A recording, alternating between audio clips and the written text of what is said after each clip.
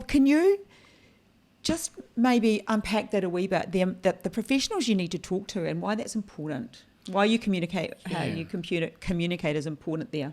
Well, I often say that one of our keys to success is to have a good team around us, and we're talking about professional people, we're talking about consultants, we're talking about people like accountants and lawyers, in the development process, we're talking about architects, town planners, surveyors, engineers, all those sorts of people. They're critical to our success because we rely on their knowledge. We rely on the fact that they went to university for several years, they've attained degrees in what they do, they've been out in the marketplace learning and, building their experience. So they're a very key component to our success, that they do their job well.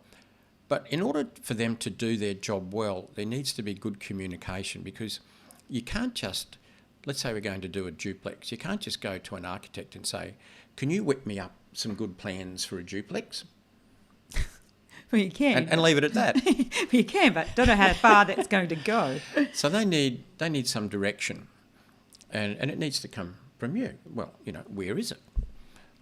What size are they? What sort of features? How many bedrooms? All these sorts of things, which as a developer you would know, because you're in your marketplace and you're seeing what's selling, you're seeing what buyers want, you're seeing what other developers are building. So you know this. It's part of your due diligence, it's part of your market research.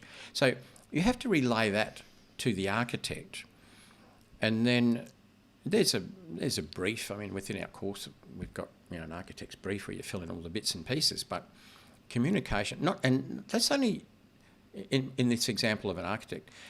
That's only to get them going, but then you've got ongoing communication.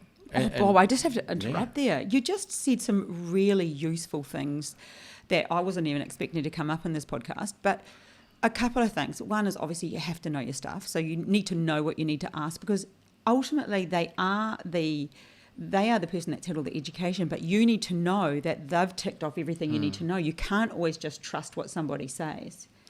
No, they don't know the market like you know it. And then the other thing that you said inside that just brief statement, I was like, whoa, there's two in there, was you probably need to articulate it well enough to be professional. Yeah.